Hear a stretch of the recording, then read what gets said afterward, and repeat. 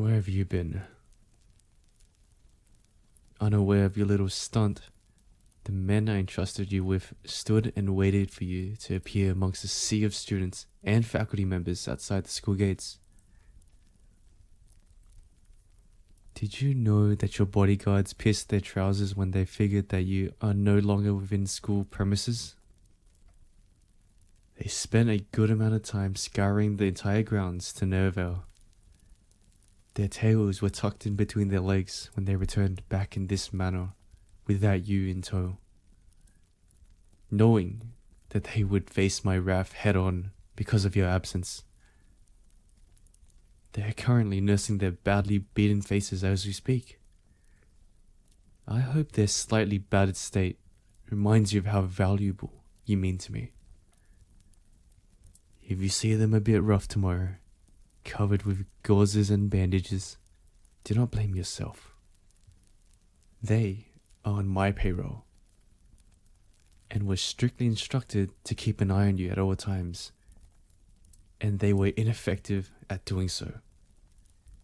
What happened to them today will serve as a reminder for them to take their job more seriously, because I won't be too lenient on them if this happens again. The thought that you are out there somewhere without protection because of their incompetence brought out the monster in me. I will be painting the entire city in crimson if anything bad ever happens to you. Take heed, for I am warning you. The man in front of you right now is teetering in between rage and relief. So, let me ask you one more time. Where have you been? Do not make me pry the answer out of you, my love. Or do you want me to? You know what happens when my patient wears out? It's either you are dumb or just asking for it at this point. Testing the waters when it comes to my resolve isn't something you want to dabble on, or you're only gonna end up drowning. Is that what you want? You say you hate me, but we both know it's a lie. Your body burns, trembles, and yearns for me. There is an undeniable, deep, primitive tug between us. Our bodies are carved out perfectly to fit together like two pieces of a jigsaw puzzle. I affect you deeply like how you affect me. We are both engraved in each other's veins, both bound in mind, body, and soul, no matter how much you try to deny it. You can have me any way you want, baby. Consider it as an open invitation, because I belong to you. I know you want to. You are just too prideful to admit that you like what I do to you. You like how I make your limbs boneless. You like how I make your brain unable to focus with just the use of my penetrating, lengthy, and meaningful vocabularies. You like it when my brazen hands skim all throughout your body. You like it when I wrap my hands around your neck as I frenzied my way through fulfillment. You like it when I use my hands to bunch your skirt up your thighs and bury them in between your sweet walls. Oh? You want me to stop talking?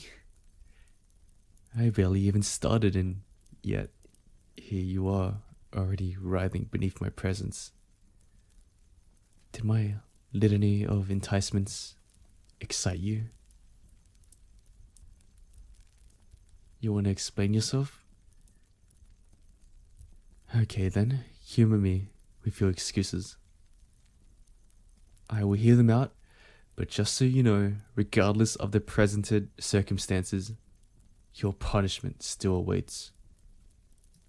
You will be undraped on all fours as you act as a stool for my feet to rest on, while I leisurely sip a neat glass of bourbon later tonight. Do you understand? Go ahead. Open that pretty little mouth of yours for me, but be mindful of your words though.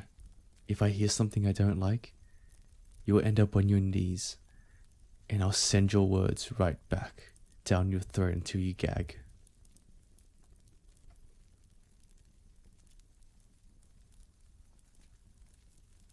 So, you deliberately snuck out of school just to piss me off?